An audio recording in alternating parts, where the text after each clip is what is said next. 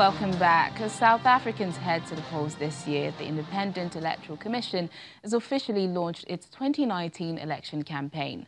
The launch unveiled the Commission's logo as XA, which is designed to attract a younger voting audience in the country. 285 political parties are expected to take part in the 6th democratic elections, with more applications being processed by the IEC. The number of voting districts has increased to over 20,000, while 60,000 officials have been recruited, and an additional 200,000 staff will be trained to facilitate the voting process.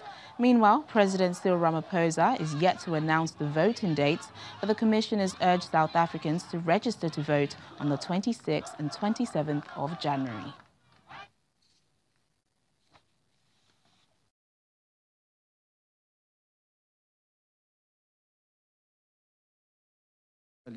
Decided to form and launch this particular campaign today, which should then focus primarily in saying that the young people must be the target. And therefore, the campaign has been designed by the young people, with the young people, for the young people. We therefore hope that this particular campaign will be in a position to actually attract and bring forward as many South Africans, especially the young people, forward to register. The weekend of the 26th and 27th January is the second and final opportunity for voters to register and check their registrations within the context of voting stations. Shortly thereafter, we anticipate the proclamation of elections which will seal the voters' roll. So on behalf of the Commission, we call on those who love democracy in our country to partner with us in pursuing a record number of registrations for these elections. Use every means at your disposal to support electoral democracy. Tell your friends, family about the importance of registering and voting.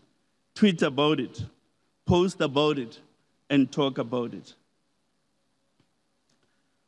And most importantly, do it yourself, for as we propose, voting is a constitutional endeavor which defines the manner we appropriate the authority to govern our public affairs. Doctors in Zimbabwe have ended a 40-day strike without reaching a deal on wages increase with the government.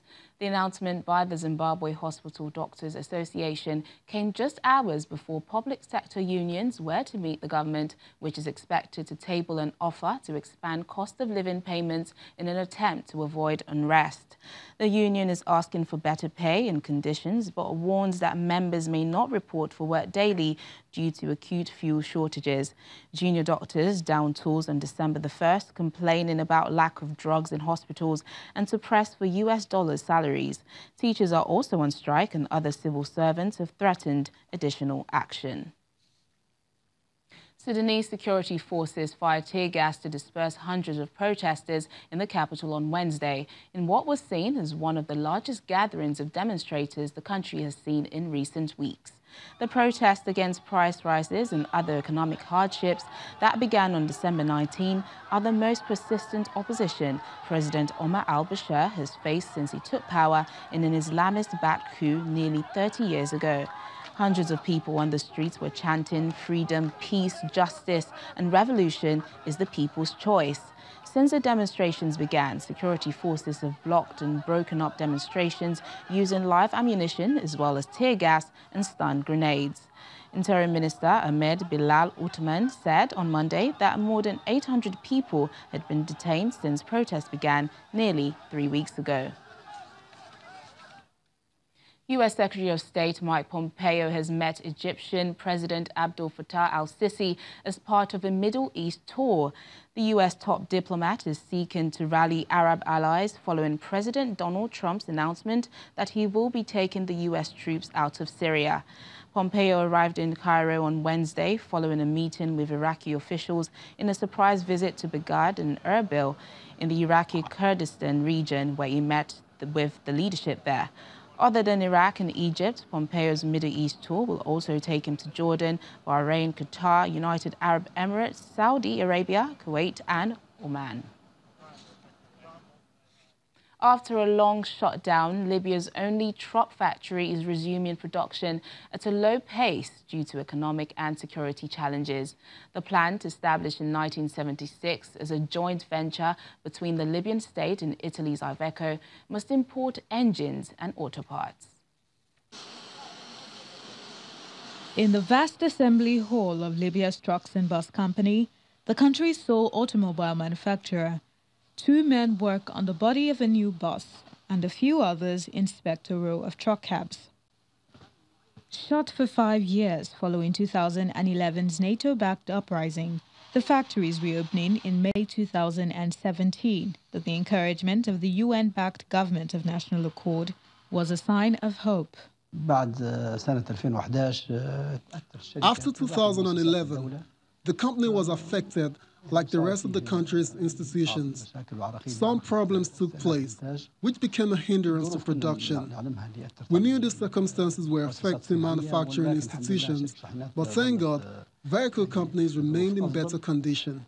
Currently, starting from May 2018, the rate of production is once again picking up speed. But while it once turned out 5,000 vehicles a year, it now produces only 8 a month, with demand mostly coming from Libyan state institutions. Its struggles are symptomatic of the crisis facing Libya's non-oil industry. The plant stretches over 66 hectares in Tripoli's suburbs. Before 2011, it employed 1,000 people. Now it employs only 300. The workers dwarfed by their surroundings and the towering machinery. The chairman of Libya Businessmen Council, Abdallah Fella, said Libya's industry and private sector is stymied by a lack of diversity and lack of competitiveness, not only as a result of the chaos which ensued after the toppling of long-ruling dictator Muammar Gaddafi, but also due to Libya's decades as a state-dominated economy. Libya is a country open to the world. We just want some safety and security as well as some policies. The problem is not money.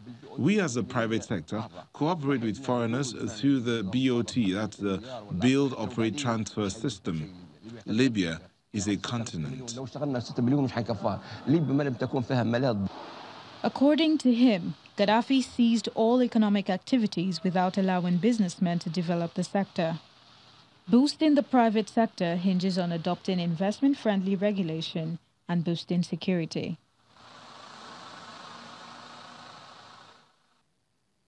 Finally, on the program, it's good news for migrants who have been stranded at sea for 19 days as they finally docked in Malta. 49 migrants from the German rescue ships Sea-Watch 3 and Sea-Eye were transferred at sea onto a military ship before being brought to the Hay Wharf or at the maritime base in Pihata. Maltese Prime Minister Joseph Muscat says an agreement has been reached for 249 other migrants brought to Malta by its military patrol boats in December to be dispensed around the EU or sent back to their home country. Well, that's it on the program today. Thanks for watching. I'm Teniola Shubowale.